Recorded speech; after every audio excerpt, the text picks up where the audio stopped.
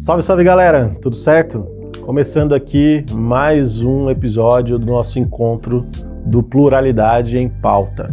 Eu vou repetir o tempo inteiro isso, estou muito feliz de ter vocês aqui comigo nessa jornada nova, né? Nesse novo espaço. Ainda não me acostumei com esse estúdio, com a beleza que está sendo ter isso tudo aqui e principalmente não me acostumei com os convidados que eu estou recebendo aqui, hein? E hoje, especialmente, estou recebendo uma pessoa que já admiro há bastante tempo, né? Não só pela trajetória dela no mundo corporativo, mas pela trajetória de vida e tudo aquilo que ela representa. Então, estou muito feliz de receber aqui hoje Ana K. Seja bem-vinda, muito viu? Obrigada. Estou feliz de finalmente ainda vir na casa nova. Então, pois é isso. O convite para você participar do Pluralidade em Pauta foi ainda no formato antigo da live, não deu certo. Mas, de casa nova, olha isso. Tá tudo, lindo. Né, uma tá baita de uma estrutura, né? Exatamente. Pô, legal demais te receber Parabéns. aqui. Obrigado. Deixa eu te fazer uma pergunta curiosa, antes de falar de currículo. Porque eu sei que tem muita coisa para falar do seu currículo aqui. O Ana K é uma abreviação que você fez porque é um nome artístico ou porque você não gosta do nome K? Eu amo o nome que vem depois do K. Virou nome artístico, virou nome corporativo, todo mundo agora me chama de Ana K, mas quase ninguém sabe do que. Então, às vezes me chamam de Ana Carla, de Ana Carolina, e é Ana Kelly. Olha! E o meu nome tem uma história curiosa. Minha mãe escolheu o meu nome. A minha avó materna chamava Ana, e aí ela queria um nome composto, e ela tinha uma colega na sala que era muito quietinha, e aí ela achava essa menina incrível, e essa menina chamava Ana Kelly. Chama Ana Kelly. Eu amo, na minha família só me chamam de Kelly.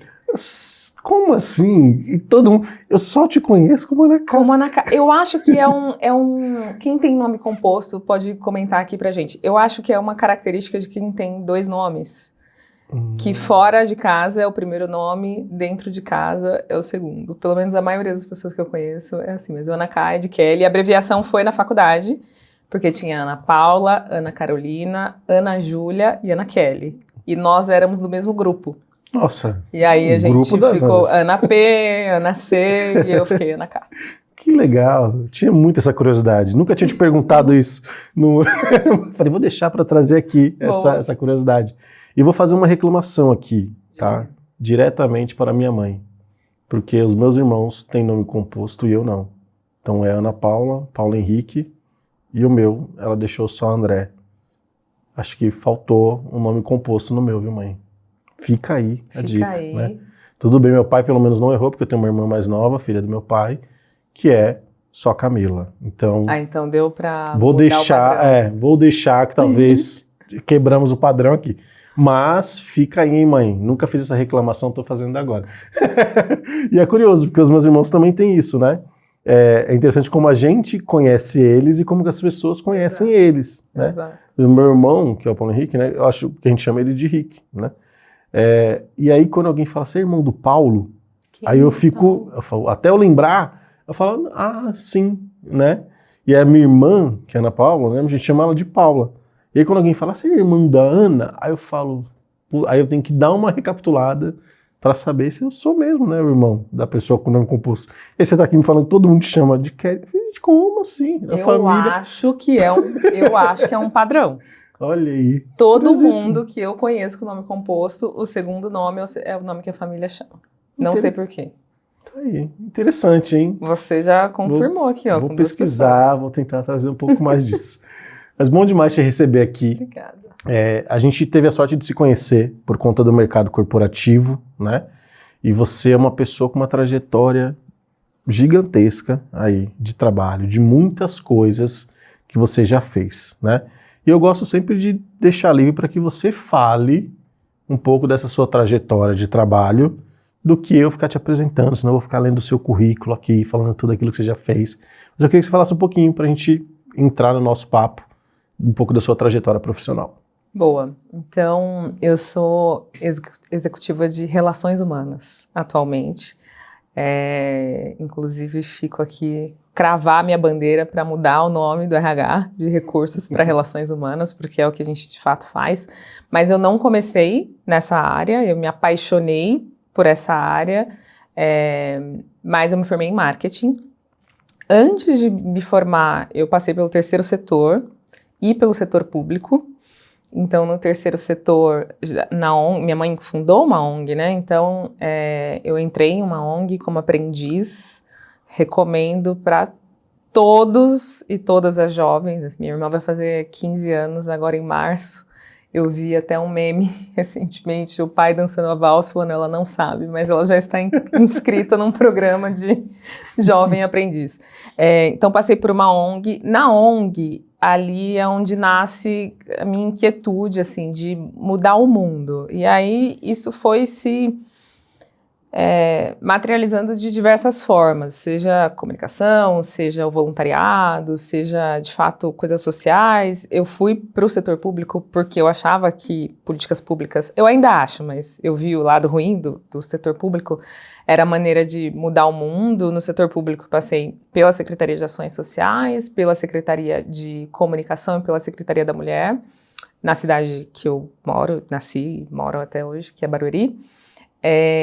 E aí, quando eu já tinha me formado em marketing, nesse período, trabalhando na prefeitura, eu criei um blog para falar dos direitos das pessoas com deficiência, muito pautado na minha experiência e aí nas minhas vivências muito mais pessoais do que de carreira, porque no setor público eu não sentia tanto capacitismo como eu sinto no mercado corporativo. Mas eu sempre tive vontade de voltar para o corporativo. A minha família é uma família mais, assim, como muitas famílias do Brasil, que não estão nos grandes centros. Na verdade, acho que a maioria das famílias, né? Não tenho dado aqui, mas acho que as pessoas vão se identificar. Não é uma família muito mais do empreendedorismo. É a cabeleireira, aí minha mãe teve a ONG, aí a tia que faz bolo.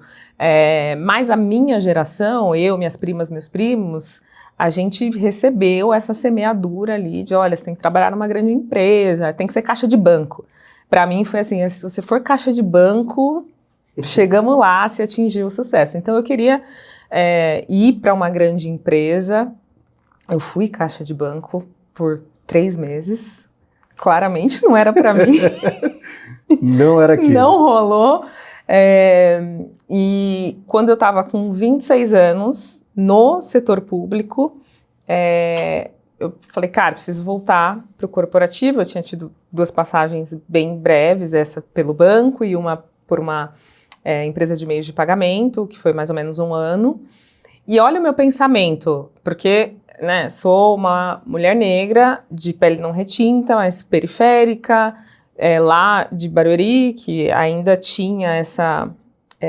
acho até difícil explicar para quem não viveu os anos 90 assim, e 2000, essa distância demográfica que hoje eu não sinto, né, de São Paulo, o centro de São Paulo, a Vila Olímpia, Faria Lima, e cidades da Grande São Paulo, Barueri, Osasco, ou São Bernardo ali, o ABC, ir trabalhar nesse grande centro já era uma grande conquista, né? Hoje é meio que óbvio, todo mundo trabalha lá, mas não era assim.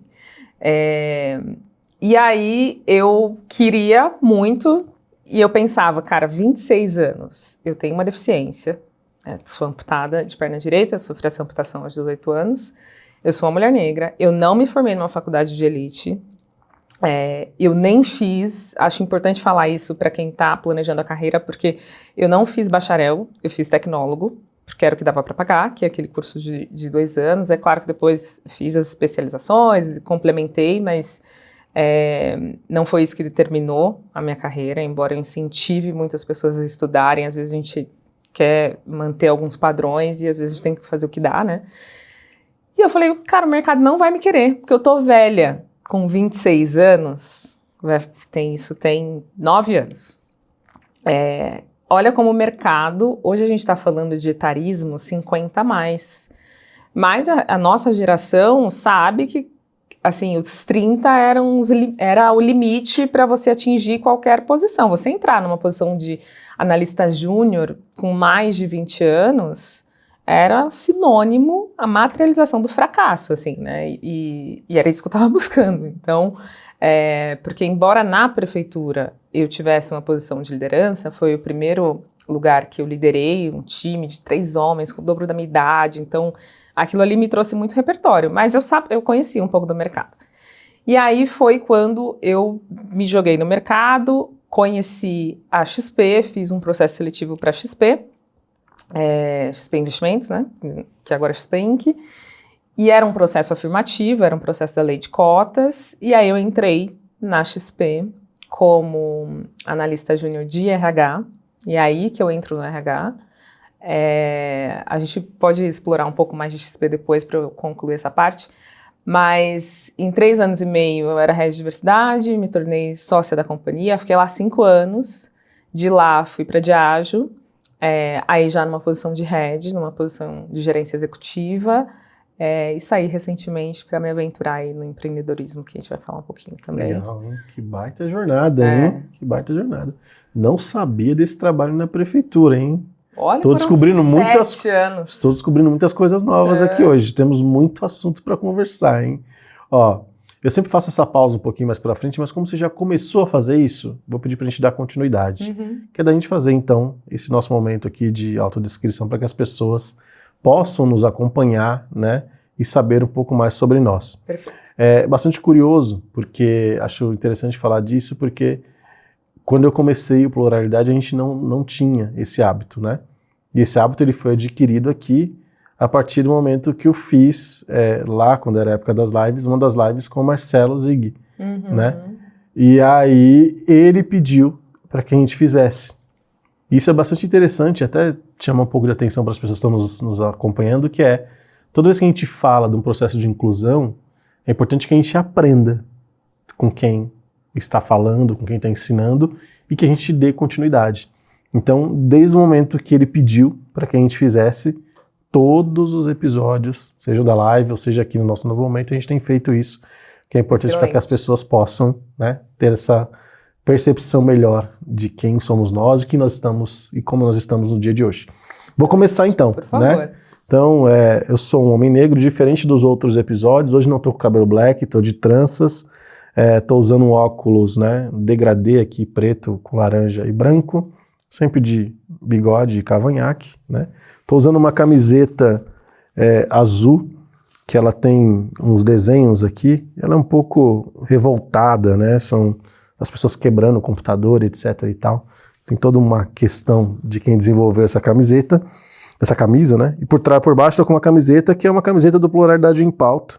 Quem sabe eu vendo essa camiseta em algum momento aí, né, galera? Uma calça preta e um tênis azul. Por favor, Ana. Boa, muito bom. Bom, repetindo, eu sou uma mulher negra de pele não retinta, meu cabelo hoje fiz um penteado para vir aqui falar com vocês, então ele está semi-preso. Tem luzes loiras na cor bem dourada, num tom bem quente. Eu estou usando, no geral, brinco, relógio, acessórios dourados, então bem brilhantes também. Pouca maquiagem. Estou usando um blazer marrom, num tom um pouco mais frio. Uma blusa que é estampada, então ela tem um fundo branco, com alguns círculos mais quentes, num marrom, num dourado. Uma calça bege e um tênis bege. Muito bom. Achei bastante detalhada a sua questão com a roupa. A moda faz parte do seu dia a dia de que maneira? Eu sou mais admiradora da moda do que uma pessoa interessada, assim. Eu tenho um grande amigo que eu uma vez fui jantar na casa dele e ele tinha passado o dia assistindo a semana de moda de Milão, assim. Eu falei, gente, quem para, né? Tipo, home office, e tava toda uma produção, era um dia muito importante, assim. Eu gosto de usar aquilo com que eu me sinto bem, me identifico, então eu não tenho um estilo definido. Por acaso, hoje eu tô de blazer, mas podia estar de moletom. O que eu tirei por um tempo e agora voltei, assim, mais leve foi a maquiagem, eu usava bastante maquiagem.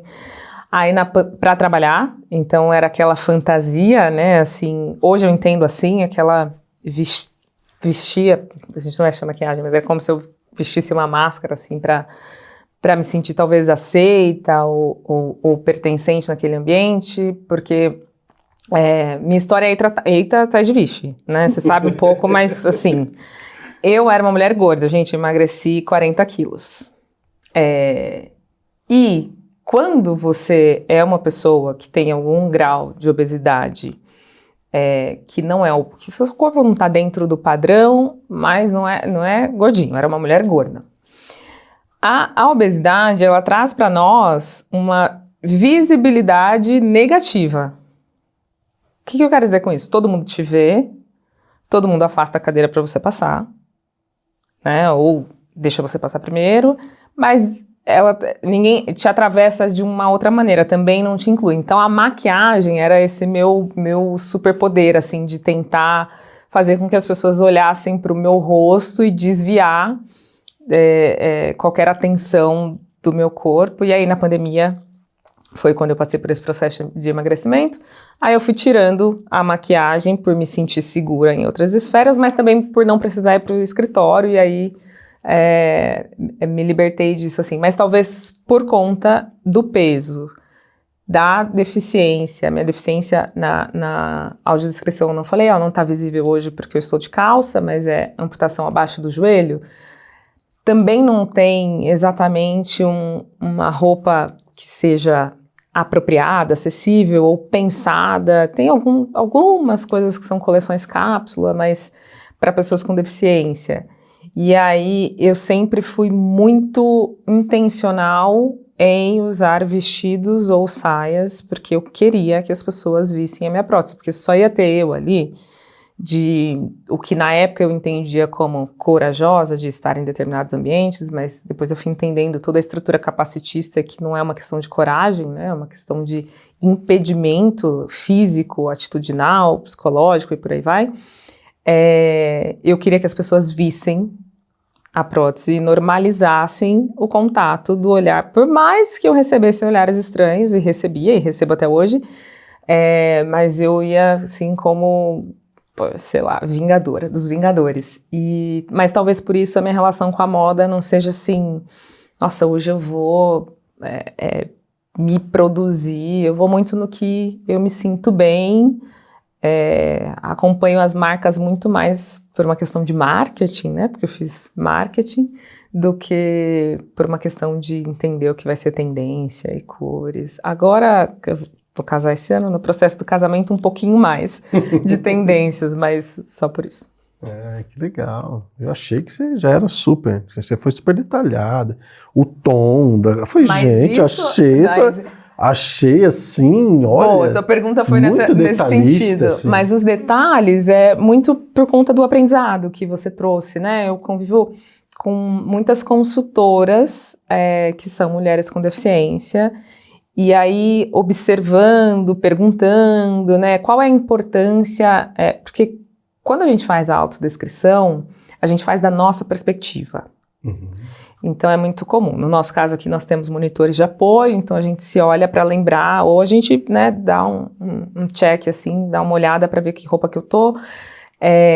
Mas se a gente está fazendo isso como uma forma de tornar o conteúdo acessível para uma pessoa que a gente não sabe se nasceu com uma deficiência ou se aquela deficiência foi adquirida, portanto, se eu descrever um tom marrom e não disser se ele é quente ou frio, eu limito também um pouco da imaginação dessa pessoa. Então foi um processo de aprendizado, por isso que eu fui falando do que era quente, do que era frio no meu look. Mas foi um aprendizado, aprendi com as meninas da Talento Incluir. Importantíssimo, olha aí. Mais uma dica que a gente vai anotar aqui para começar a fazer. Vou ter que estudar, porque para mim é difícil entender qual é a tonalidade do azul até hoje em dia. Mas eu vou me adaptar, hein? Vou chegar lá. Vai treinando. Vou treinar para conseguir chegar lá. Quando a gente começou a incluir essa prática nos conteúdos, né? E eu falo a gente, todos nós, né? O mundo. A gente falava, eu sou uma mulher negra de cabelo curto. Você vai lembrar disso, as pessoas também vão lembrar. Então a gente vai adicionando, entendendo, não por que eu estou fazendo isso, mas para quem eu estou fazendo isso. E é importante, né, também sempre pedir o feedback, não significa que a minha descrição foi excelente. É dessa perspectiva que eu tentei fazer, e aí as pessoas vão contar pra gente o que mais elas precisam. Perfeito, perfeito. Teve uma fala sua, quando você falar da sua trajetória de trabalho, que eu achei bastante interessante, né? Sobre relações humanas, né? E não os recursos humanos, né? Muita empresa também vejo que hoje já chama do time de people, né? Do time de pessoas. Tenta trazer outras nomenclaturas, né? Para não trazer essa ideia só de recurso, né? Ou antigamente, pelo menos quando eu comecei também, né? Como jovem aprendiz, que a gente só chamava do DP, né? Que era o departamento pessoal, né? Que era pior ainda, né? Que você falava, vai lá no DP, que a galera fala, meu Deus, né? Que loucura, que ambiente é esse, né? Mas eu percebo também que tem uma grande mudança, né? O meu primeiro trabalho aos 15 numa multinacional, para hoje, né? 21 anos depois, eu percebo muita coisa diferente do que eram as empresas, do que as empresas são hoje, e como se comportam de fato, né? Você também começou como jovem aprendiz e trouxe um pouco dessa sua bagagem, mas eu queria que você falasse um pouquinho da importância de se mudar isso numa perspectiva de RH, né? Até para a atuação do RH enquanto RH, e por que a gente está falando muito mais de relações e não de recursos. Eu adorei essa pergunta. Por quê? Eu não demonizo recursos humanos. E eu acho importante, eu acho que é responsável quando a gente explica para essa geração que está chegando agora no mercado de trabalho que parte da nossa atuação, ela é uma atuação de recurso. Então, eu estou oferecendo ali as minhas habilidades e competências, que são os recursos operados por mim, em troca de uma recompensa, que, por padrão, é financeira, salvo alguns casos que, enfim, né, sei lá, estágio de verão, que não é uma prática muito comum aqui no Brasil. Então, assim, é importante a gente se entender enquanto um recurso da empresa. Por quê?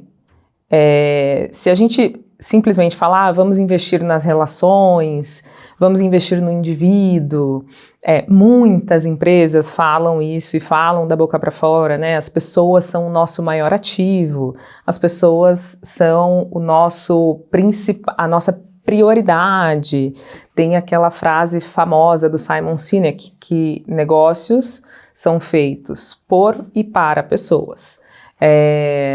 Mas se a gente só olha, principalmente quem não tem esse repertório que a gente tem, né, dessa geração sanduíche, que pegou o finalzinho de uma cultura e de um mundo que ainda não era dominado e pautado pela internet, e aí viveu a internet, e aí agora essa geração só conhece a internet. A gente ainda sabe um pouquinho.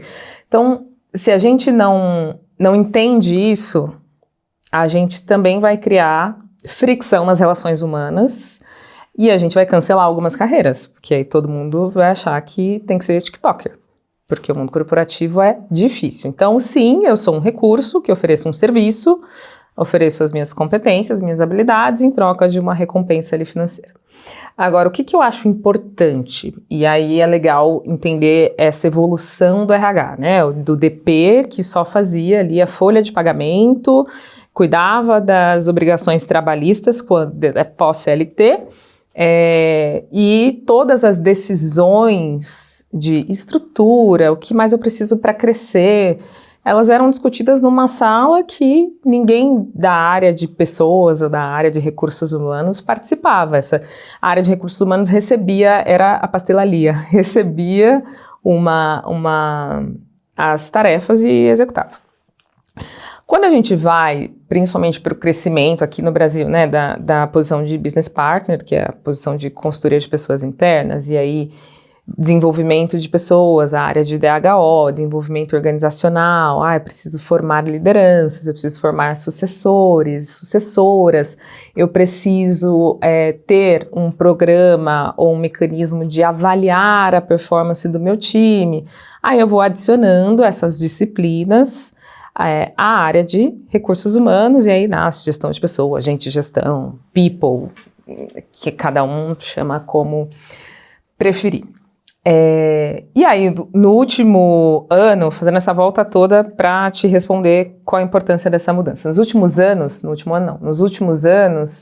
tem muito essa discussão de o RH precisa ser um RH estratégico. O RH tem que ser estratégico, o RH tem que se posicionar estrategicamente, o RH tem que participar das decisões estratégicas. E essa demanda, ela vem também, de certo modo, do que a gente viveu ali na pandemia. Porque na pandemia, todo mundo estava condicionado à mesma situação, né, ao mesmo fenômeno ali, que era a própria pandemia, e todo mundo precisou entender como essas relações humanas funcionavam, porque todo mundo, mesmo quem não teve grandes problemas de saúde mental, e que bom, né, mas teve um momento ali de pânico, de insegurança, de incerteza, de ansiedade, e aí o RH se tornou muito relevante e estratégico. Por quê? Se eu sou especialista em P&L, né, que é aquele, quando a gente olha ali como o balanço, né, porque agora não fala mais balanço, é P&L, tá? Você aí fale P&L. O P&L da empresa, se eu só entendo de número e eu tenho uma condição que ou eu olho para as pessoas ou os números vão cair, e aí não era só o meu time interno, né? Eu tinha que olhar também para o cliente, como que eu ia chegar nos meus clientes. Eu vou olhar para a Ana lá do RH e falar, o que eu faço agora? E é evidente que o RH não tinha resposta, mas foi uma oportunidade para o RH se estruturar e se tornar relevante. Só que o que vem acontecendo? Você pode observar, e você me fala se você já viu esse movimento ou não. A quantidade de empresas que tem uma área chamada transformação. E por quê? Porque o RH não deu conta. Ou é business transformation, ou é transformação, ou é o chief of staff, que é ali o braço direito da posição de CEO, para olhar a estratégia de crescimento da companhia e conseguir conectar com sistemas de gestão dos meus recursos, incluindo o serviço das pessoas, para projetar o meu crescimento, para escalar o meu crescimento.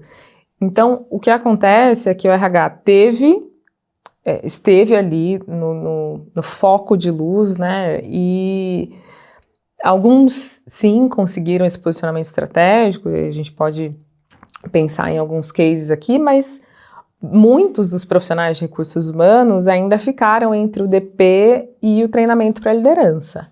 E isso não é suficiente. Para eu ser uma profissional de relações humanas, e aí por que eu me posiciono assim? Porque sim, eu consigo intervir e conduzir as relações humanas dentro de uma organização. Qualquer organização que me contratar, esse é o principal serviço que eu posso oferecer. E o ganho que a companhia vai ter com isso é que ao conduzir essas relações de forma harmônica, ao conduzir as pessoas a entenderem o seu potencial, os seus objetivos, o que elas chamam de missão ou propósito, e posicioná-las dentro daquela companhia, elas vão ganhar performance. Isso é o que eu entrego. Só que para isso, a primeira coisa que eu faço é conhecer o negócio. Muito bom. Então eu tenho que entender de P&L. Então assim, por isso que eu falei, dei toda essa volta falando dos recursos, porque se a gente fala, vou investir nas relações humanas, vou fazer mais um MBA em neurociências e comportamento humano, eu vou estudar como a IA vai impactar as relações humanas e tem que estudar e tem que ir atrás de conhecimento. Mas a primeira coisa que a gente precisa entender, e aí talvez não no começo da carreira, mas a partir da sua primeira liderança, de um posicionamento mais executivo para profissionais de recursos humanos, ou você está a serviço do negócio, ou muito rapidamente você vai ter uma área paralela à sua, fazendo o que você deveria fazer, e você sendo de novo chamado de não estratégico, de não posicionado. Então é muito importante, e eu sempre atribuo o que a gente, talvez eu vá antecipar um assunto aqui, mas eu atribuo o que a gente está vivendo de regresso, né, retrocesso em relação à diversidade, à negligência que a gente teve com as relações humanas. A gente jogou todo mundo numa arena, parte das pessoas com repertório, parte das pessoas com ausência desse repertório, e falou, incluam-se, sejam diversos. E aí agora a gente precisa ter muita atenção e cuidado para conseguir direcionar isso, conduzir isso para a gente voltar a atingir resultados, tanto para os negócios, quanto para a inclusão de pessoas, que é o propósito de muitas pessoas como nós dois aqui, mas que é o correto a se fazer. Só que eu não consigo fazer o correto, eu vou ter barreira para fazer se eu não entender o negócio. Perfeito. Porque a decisão está do lado do negócio. Muito bom. A gente vai falar um pouquinho sobre isso. A gente vai entrar nesse assunto, mas eu quero dar uma pausa breve aqui e voltar, que você falou um pouquinho sobre você. Você falou que, né, você vem de Barueri. Eu queria saber se você nasceu lá. Nasci em Osasco, que é a cidade vizinha, porque Barueri não tinha maternidade, mas fui para Barueri com 3 dias. Então eu falo nascida e criada porque, né, só visitei Osasco. E assim, não troco, né? Moro em Barueri até hoje, todo mundo fala, mas sua vida é aqui. Eu falo, não. Meu trabalho é aqui. A minha vida é em Barueri. E quando eu falo que eu nasci na periferia, as pessoas falam, mas você mora em Barueri? Barueri não é Alphaville? Exato, eu ia falar isso. Eu vou olhar para a câmera. Existe esse detalhe. Barueri não é Alphaville, Alphaville não é cidade. Alphaville é um bairro, dividido entre Barueri e Santana de Parnaíba. Mas é um bairro que me influencia muito a minha posição no mundo.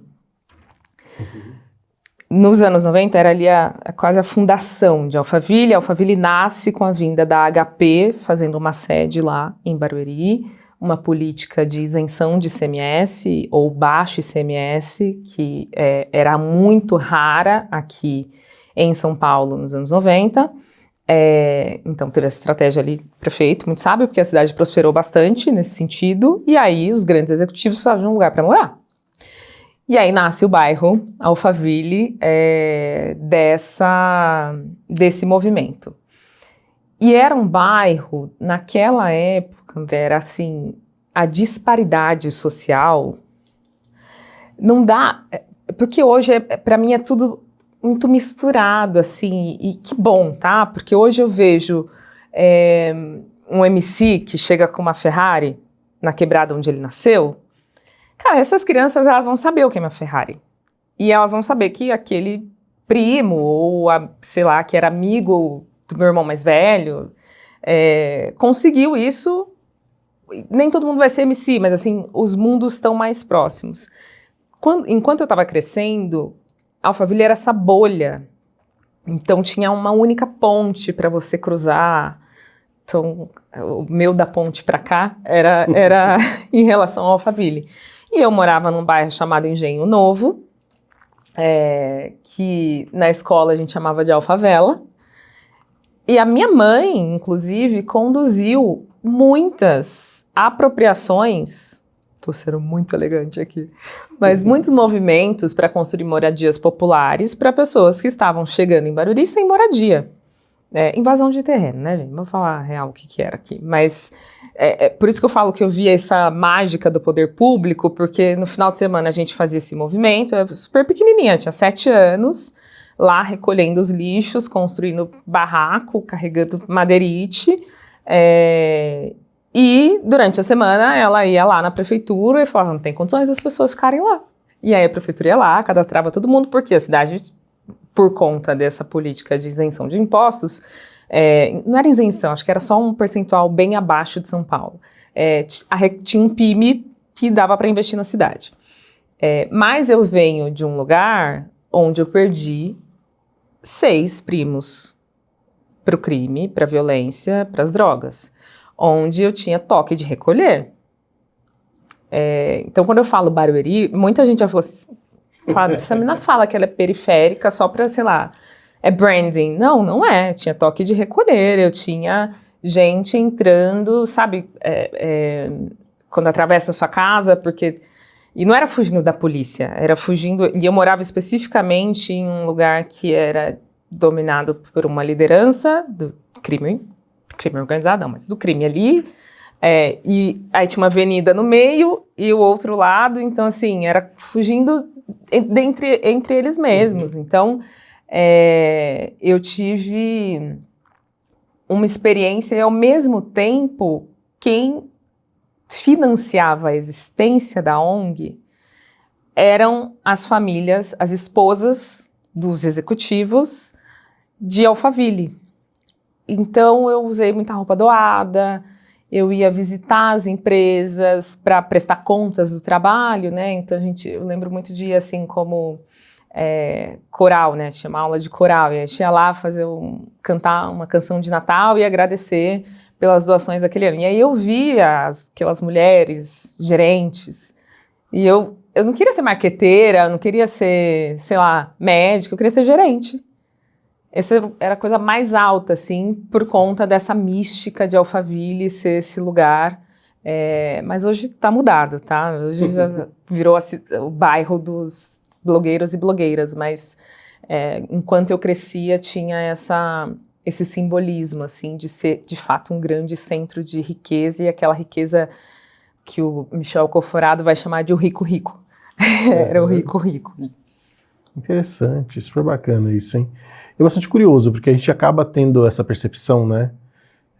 Não só aqui, né, dentro do estado de São Paulo, mas em vários lugares, que é a mesma coisa que eu percebo quando alguma pessoa vai falar de Brasília, né? Uhum. E tem quem acha que Brasília é única e exclusivamente o espaço que foi desenhado, exato, né?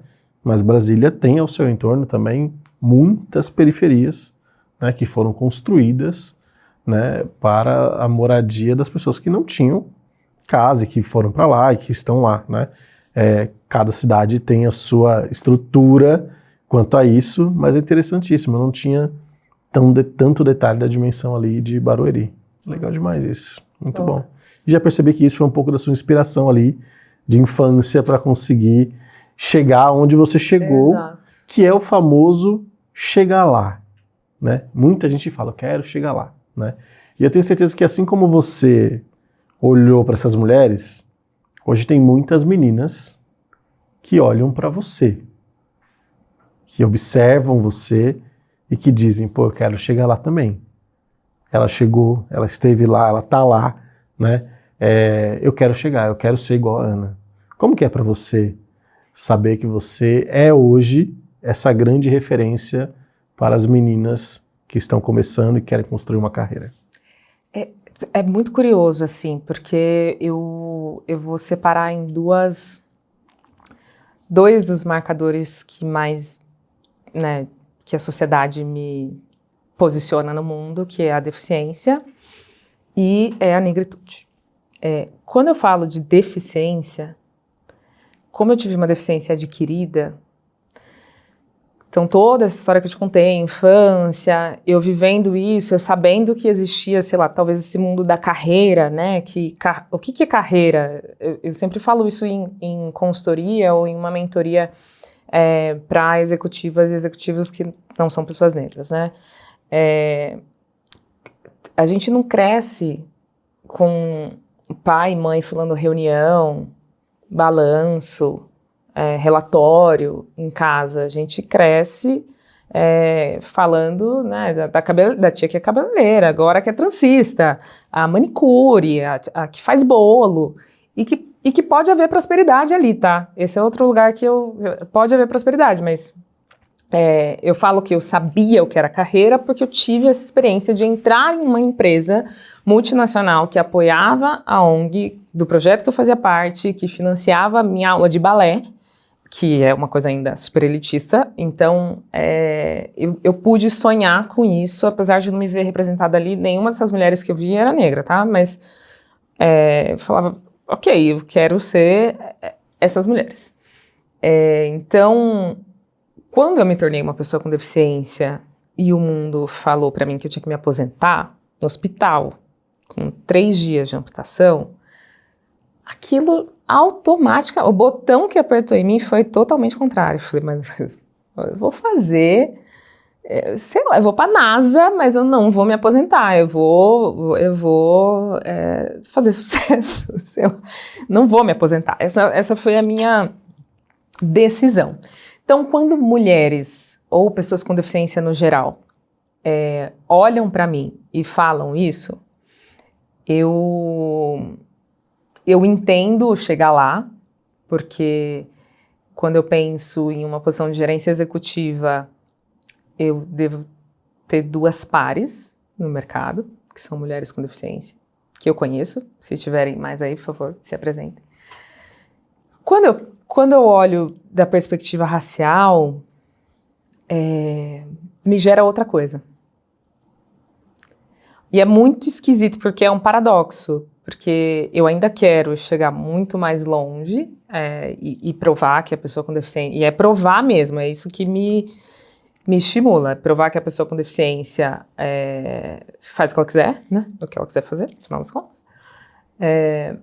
Mas quando eu penso enquanto mulher negra, nenhum espaço que eu cheguei me foi 100% concedido. O que eu quero dizer com isso? Eu acessei, eu atravessei a porta, eu circulo, mas eu sou tão lembrada de que não é para mim, e aí seja de forma explícita ou de forma sutil, que o meu conflito é o que eu ainda preciso transformar antes dessas meninas chegarem aqui, nesse lá para elas. Então, se de um lado eu quero continuar correndo, metaforicamente, às vezes do outro lado, quando a gente fala da racialização, é um lado até que me paralisa, porque às vezes eu tenho medo de a que eu vou expor essas meninas, qual é a minha responsabilidade de não vender um sonho ilusório, assim, de não cancelar e falar não vai, porque é muito difícil, porque não é sobre isso, mas também de não deixar de pontuar coisas que elas precisam saber antes de chegar. Então, eu sei que é inspirador, tá? Porque eu não tinha, então, sabe, eu vejo pessoas que me inspiram e eu sei porque elas me falam, muitas mulheres me falam, mas não é ainda, eu ainda não consegui chegar quando vem de uma menina negra, de uma jovem negra ou de um jovem, né? Eu ainda não consegui chegar em uma sensação de missão cumprida ou propósito realizado ou me sentir bem com isso, é um conflito. O que só prova como a sociedade é violenta com a gente, né? Porque você não pode comemorar nem as suas conquistas. Perfeito, muito bom. Eu tenho 2 temas que eu quero falar com você ainda, mas eu vou focar no que é... Eu falo, né? Eu falo. E a gente está aqui para te ouvir, esse é o grande ponto. Acho que existe o tópico, né, da recessão quanto ao mercado, quanto ao olhar para a diversidade, para a inclusão, mas existe um trabalho seu que está sendo feito agora, né?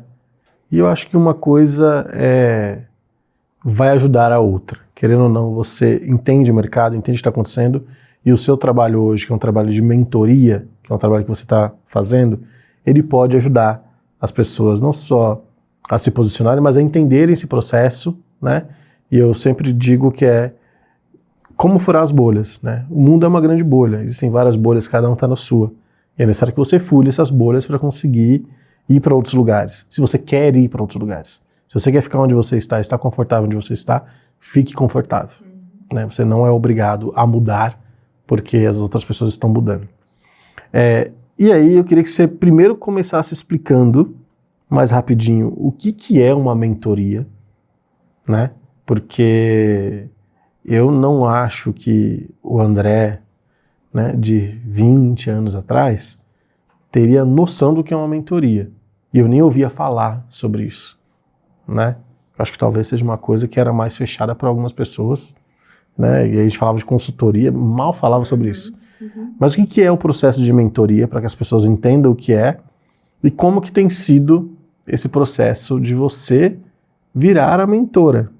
Porque no final das contas é o que a gente já falou, você é uma grande inspiração e agora, além de ser uma inspiração, onde as pessoas só olhem, né, e pensem que eu posso chegar lá, existe uma questão da materialização, que é o como chegar lá.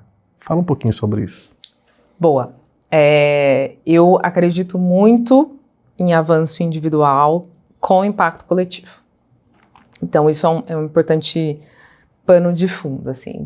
Mentoria é um recurso que existe desde que o mundo é mundo, tá? E aí eu vou pedir licença para mencionar alguns exemplos aqui que não tem a ver com religião, mas tem a ver com líderes religiosos da história do mundo. Se a gente estuda Jesus Cristo, teve um mentor que foi João Batista. A gente estuda Buda, teve um mentor, eu não sei quem foi o mentor de Buda, mas ele foi antes estudante de alguém. E aí, todos os filósofos, né, sempre você vai ter um mentor. E qual que é a função da mentoria? Eu defino uma frase bem simples. Mentoria é a minha experiência aplicada ao seu momento de vida e aonde você quer chegar.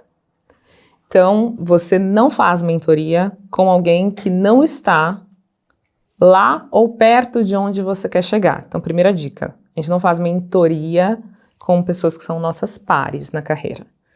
Então, analista com analista, eu não recomendo. Por quê? Porque vocês estão no mesmo contexto de carreira. A função da pessoa mentora é estabelecer no teto dela o seu piso. Então, quando a gente fala assim, Ana, você chegou lá? Lá é um lugar muito subjetivo. Então, quando eu penso nessa menina que ia cantar nas empresas, eu já cheguei lá 10 vezes.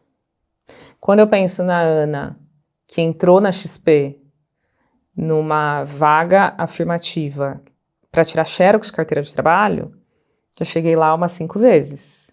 Quando eu penso na Ana de um ano atrás, eu já estabeleci novas fronteiras que eu quero romper.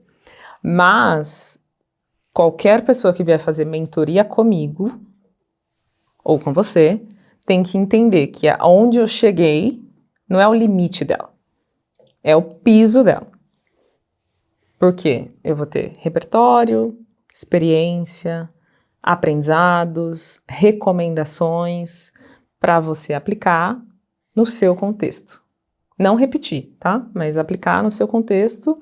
E claro que se for uma fórmula muito bem sucedida, você vai repetir. Então, isso é mentoria, quando a gente olha as grandes lideranças, presidentes, né, lideranças políticas, atletas, popstars. Então, sempre vai ter uma figura de mentoria, de mentor ou de mentora envolvida.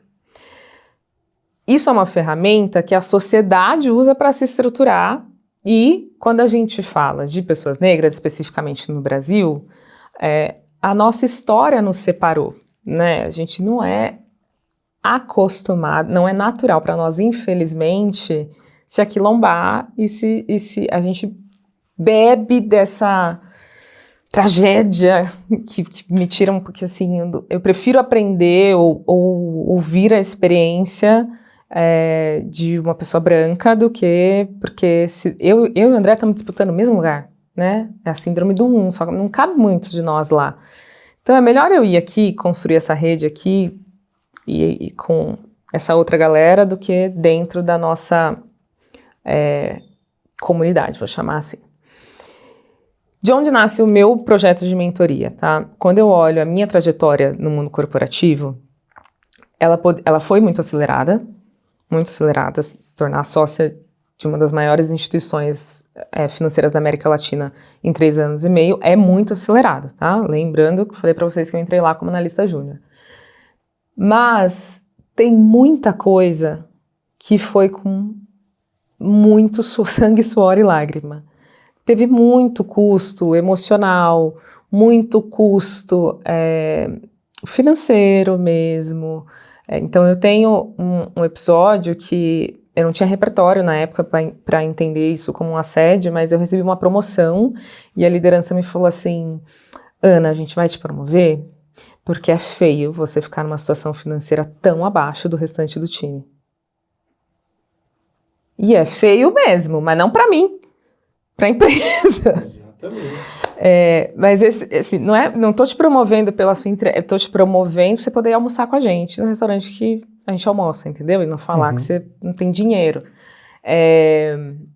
E essas coisas, esse é o tipo de troca que você vai ter na mentoria. Mentoria não é um processo educacional, a mentoria não é um processo de coach, o coach vai te dar muita ferramenta, mas a mentoria também não é café com bolo. A mentoria tem que te mover para uma ação. Ela tem que estabelecer, vou repetir, o piso, o teto da sua pessoa mentora, do seu mentor ou da sua mentora, é o piso para você se projetar além. E aí, todo esse repertório que eu acumulei, batendo a cabeça no muro e dando murro na ponta da faca, lidando com executivos e executivos, eu sempre falo no masculino, porque a maioria deles são homens, brancos, héteros, cis, então lidando com executivos, lidando com board, lidando com grandes projetos, chegando numa reunião e não entendendo determinadas terminologias, e não tem só a ver com a barreira do idioma, às vezes é uma linguagem corporativa que está nas entrelinhas, que você não sabe o que significa, foi construindo a profissional que eu me tornei, e a mentoria é para facilitar esse caminho e acelerar esse caminho para as pessoas que optarem por isso. E aí, claro, eu tenho um projeto que é um projeto que envolve um custo, porque é um serviço, mas é só acessar as minhas redes sociais e tá lá didaticamente como se posicionar, como fazer um bom gerenciamento de stakeholders, como projetar a sua promoção, como você vai se vender para sua liderança. Na mentoria a gente faz isso de uma maneira muito mais aprofundada, com algumas ferramentas, com todo o meu repertório de recursos humanos, mas também tem muito serviço grátis lá nas redes sociais. Excelente. Então, por favor, hein, gente, quem quiser, acompanhe as redes sociais da Ana, por favor. Tem muita coisa boa mesmo, né? Acho que além disso, eu vou dar mais uma dica aqui. Contratem essa mulher para dar palestra, gente. Eu vou te falar, eu acho maravilhoso ouvir você falando, né? Obrigada. Inclusive, eu acho maravilhoso. Tem gente que fala que é TEDx, tem gente que fala que é TEDx, né? Mas eu acho maravilhoso o seu. Então assistam. Quem não assistiu, vai lá e assiste. Boa. Eu acho ele muito bom. Tem alguns que são muito bons, outros que eu acho meio ok, né? Mas o seu tá na lista dos que eu acho que faz sentido assistir. E a honra, a responsabilidade. E é muito bom. E eu sou uma pessoa muito crítica mesmo com palestra, porque eu acho que nem todo mundo tem a agregar, mas faz muita palestra. Exatamente. Né? É o contrário, por isso que eu tô aqui falando de você especificamente e indicando. A gente está chegando nos momentos finais aqui do nosso papo, e a gente ficou de falar sobre 2 assuntos ainda, né? Na hora que você falou sobre o momento da XP e da sua evolução lá dentro, de tudo que aconteceu. Mas eu sei que aconteceram coisas, né, muito legais, outras não tão legais, é normal de uma experiência, né, de trabalho, mas eu queria que você destacasse alguma coisa dessa sua jornada na XP, que você fala, pô, isso aqui é marcante, foi uma coisa que me marcou muito, e aí a gente fecha falando um pouquinho sobre esse processo da recessão de mercado. Olha, não tem como, o dia mais significativo da minha carreira e mais feliz da minha carreira até aqui foi o dia que eu recebi a notícia que tinha sido aprovada para a sociedade, né? A XP tem um processo de eleição de novos sócios e sócias, e é um processo que ele precisa ser construído ao longo de alguns anos, tem muito critério, então a sua avaliação tem que ser consistente, a sua performance tem que ser consistente, a avaliação lá é 360, você precisa estar dentro da cultura, dos valores, precisa ter entregas relevantes, e para mim é tão relevante, porque eu estava numa empresa de mercado financeiro, onde aproximadamente 150 pessoas se tornavam sócias a cada ciclo. Na época que eu estava lá, tá? Então, se quiser me corrigir aqui agora, não estou lá agora. Na época que eu estava lá.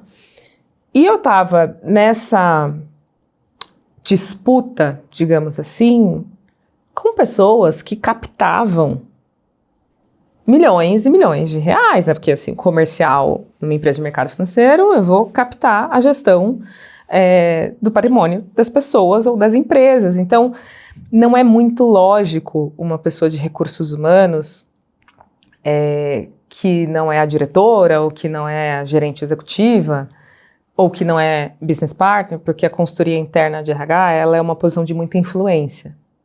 Então, às vezes isso projeta a carreira de RH. Se tornar sócia. E eu me tornei sócia lá por entregas muito relevantes, mas também por viver a companhia de um jeito muito único, assim. Então, esse é um momento... E foi intencional. No momento que eu entrei e que me disseram que lá você podia se tornar sócia, eu falei, eu vou ser sócia da XP.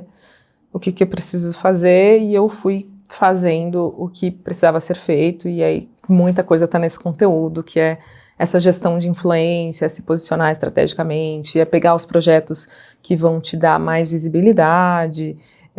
Então, muito desse conteúdo também vem dessa época, é claro que eu aplico nesses anos. Mas eu não posso deixar de pontuar como um momento muito significativo a crise de reputação, onde eu já era head de diversidade e inclusão, e aí não tem a ver com a companhia, porque por incrível que pareça, a minha maior estrutura de suporte naquele momento estava dentro da companhia, porque fora da companhia eu recebi ameaça. Eu recebi ameaça no LinkedIn que as pessoas iam me encontrar e cuspir na minha cara. Eu tinha acabado de comemorar essa grande conquista de me tornar sócia e as pessoas falavam que era só por causa daquela foto, como se eu tivesse entrado lá no dia da foto. As pessoas comparavam aquela foto ao crime que aconteceu em uma das unidades do Carrefour. Então, isso também, aí falando da perspectiva profissional, criou uma casca que agora, se vier Donald Trump, eu enfrento. E é muito curioso, né? Enfrentar a crise, enfim, eu trabalho com isso, eu sempre fiz muita gestão de crise, mas é muito, muito intenso, né? Quando a gestão de crise ela é racial, para uma pessoa racial. Também passei por um momento semelhante há pouco tempo, né? De uma situação racial em outro país, né? Mas que respingou em todos os lugares possíveis, né? E foi bastante tenso, né? Internamente foi uma coisa muito ruim para quem estava vivendo, né? Porque realmente rolou esse questionamento, né? Tipo assim, cara, você vai trabalhar nessa marca que é racista? Você vai ficar aí? Você vai ficar aí? Você vai continuar aí, né? E mesmo estando no Brasil, não ter acontecido isso no Brasil, né? Acontecendo num outro país. E aí, enfim, várias coisas foram acontecendo para acompanhar essa gestão, mas é uma coisa muito doida, né? Do quanto que a gente se ataca, né? Ninguém oferece acolhimento, né? A não ser as pessoas que estão mais próximas de você. Que vivem né? um pouco que disso. E que entendem de fato o que está acontecendo, mas o ataque ele é bastante cruel, né? Ele é muito cruel. E é curioso, porque ele é também de pessoas brancas. Sim. Né? Interessantíssimo isso. As pessoas brancas, elas não vêm para apoiar, mas na oportunidade de atacar, elas estão ali, nossa, ferozmente, né? Dizendo que sentiriam vergonha, etc e tal, mas eu não vejo ninguém falar que tem vergonha de ter escravizado alguém. Não, né? Claro Ninguém que fala não. que tem vergonha dos avós, né? Dos bisavós, etc e tal. Enfim, olha, estamos aqui no limite do nosso tempo, quase estourando ele, mas a gente pode fechar falando um pouquinho sobre isso, né? Que é esse processo de recessão. O mercado como um todo, né, tem se retraído e olhado para aquilo que deveria ter sido um avanço da diversidade, né, como uma quase ameaça, podemos dizer assim, né, e tem literalmente atacado, né, e eu tenho percebido isso talvez de forma sutil, Não tanto. Eu vejo como uma forma bem direta, pessoas que são pessoas posicionadas, pessoas que sempre falaram sobre diversidade, pessoas que sempre foram mais ativas, de certa forma sendo descartadas do mercado, das empresas, dos lugares em que estavam, enfim, por N motivos, né?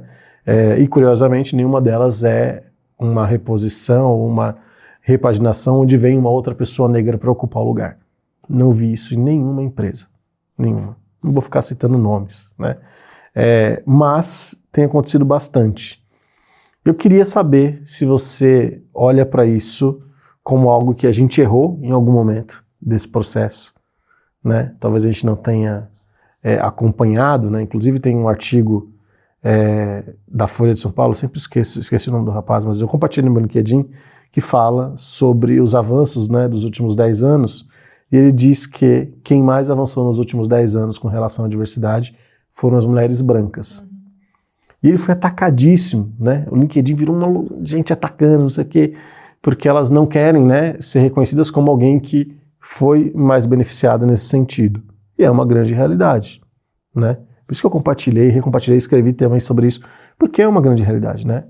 O avanço da diversidade, quando a gente fala de mulheres brancas, especificamente, teve um grande avanço, né? Mas quando a gente olha para mulheres negras, para homens negros, a gente não vê esse mesmo avanço, né, com uma proporção mínima de poder se comparar. Será que a gente errou em algum lugar nesse período que a gente teve? Ai, vou ser cancelado. Olha, estou aqui para me retratar com vocês. Sim, nós erramos.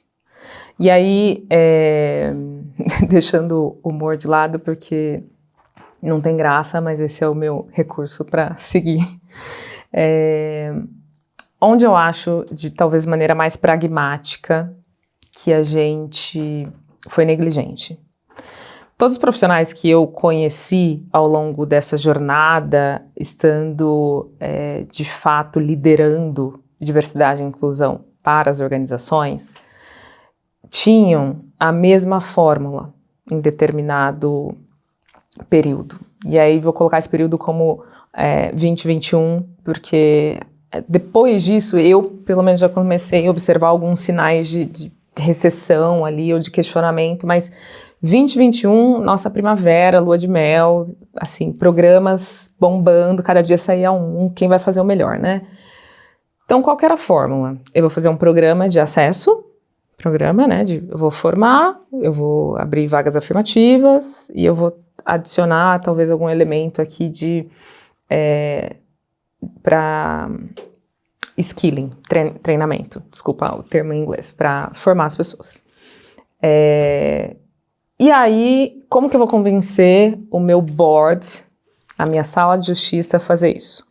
Eu vou pegar o estudo da McKinsey, eu vou pegar o estudo, de repente, da Gallup, eu vou pegar um artigo da Harvard Business Review, e esses artigos vão trazer uma amostra americana, ou no caso de McKinsey, depois a gente teve a amostra de América Latina, de que empresas que investem em diversidade e inclusão nos eixos de gênero e algumas pesquisas no eixo racial têm um impacto no seu lucro.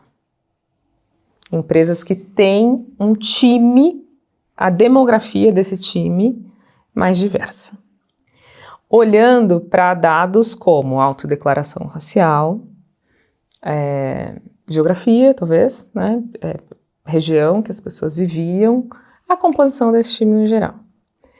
Só que acontece que a minha crítica a nós, a gente não incluiu o elemento Brasil nessa equação.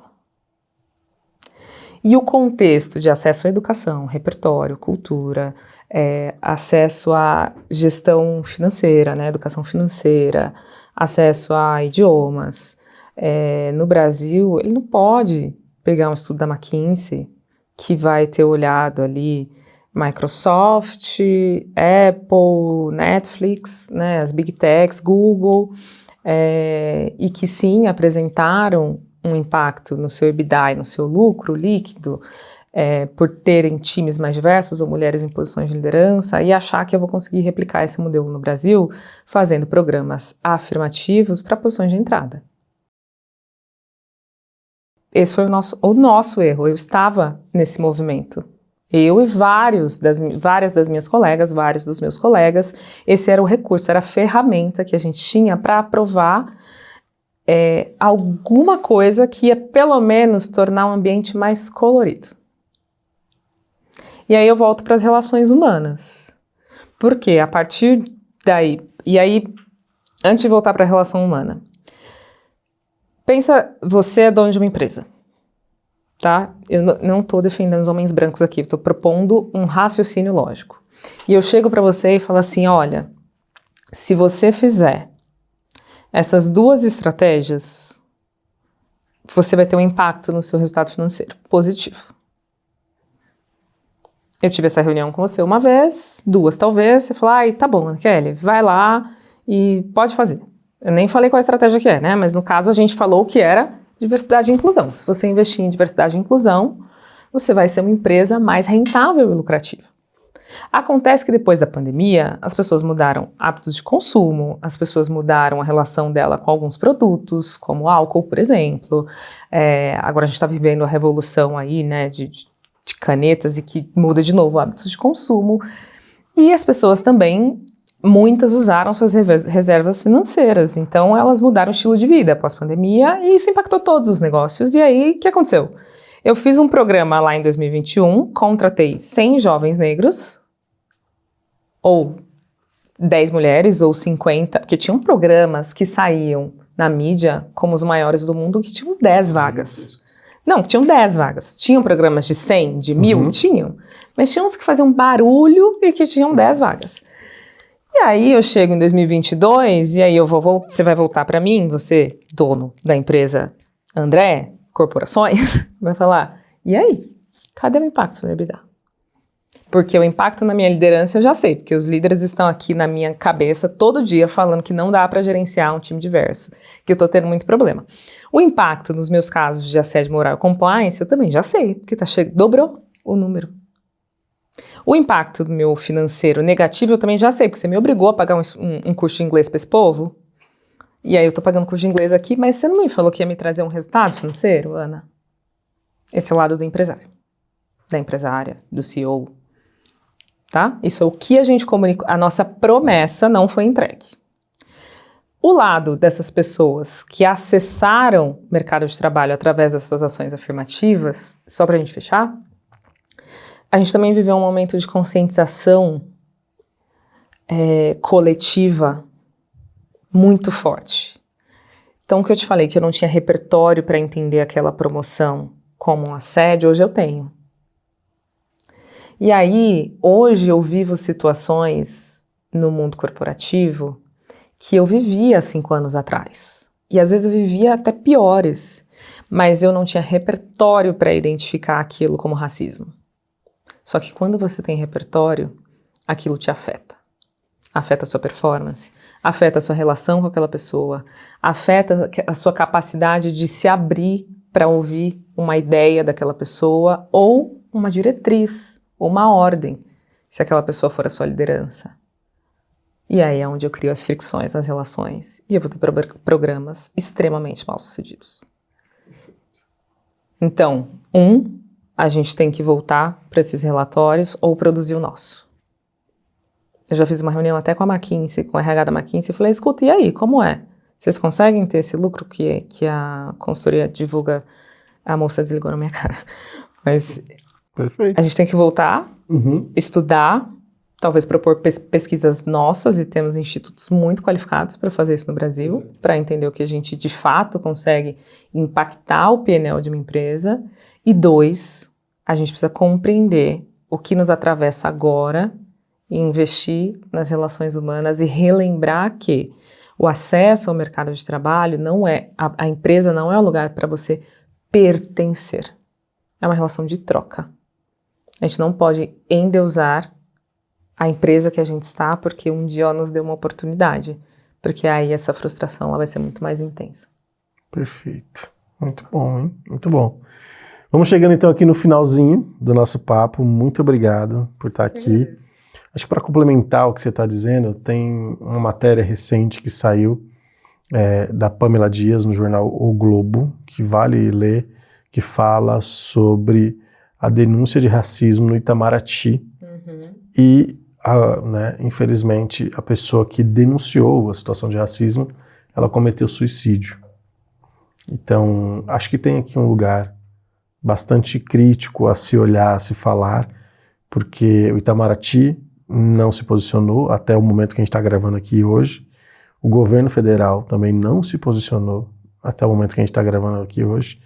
E não houve também nenhuma fala sequer da nossa ministra de Igualdade Racial sobre isso. Então é importante que a gente entenda um pouco, que a gente vá aprofundando, entendendo os lugares que a gente está e o quanto que isso pode nos adoecer enquanto pessoa. Então que a gente possa criticar menos e nos acolher mais para estarmos mais juntos e, de fato, aquilombar, que para mim é o grande erro que a gente comete. Né? A gente quer muito ser o único no lugar, ou entende que só pode ser um único no lugar, onde a gente poderia ser vários. Exatamente. Galera, obrigado pelo tempo, por estar aqui com a gente até o final desse papinho. Foi ótimo te receber aqui. Obrigado demais. Obrigada. Acho que a gente vai ficar falo demais. Vamos ficar devendo um próximo encontro, porque tem muito papo que a gente poderia trazer aqui ainda. Mas a gente se encontra em breve no nosso próximo encontro aqui do Pluralidade em Pauta. Tchau, tchau. Valeu, gente.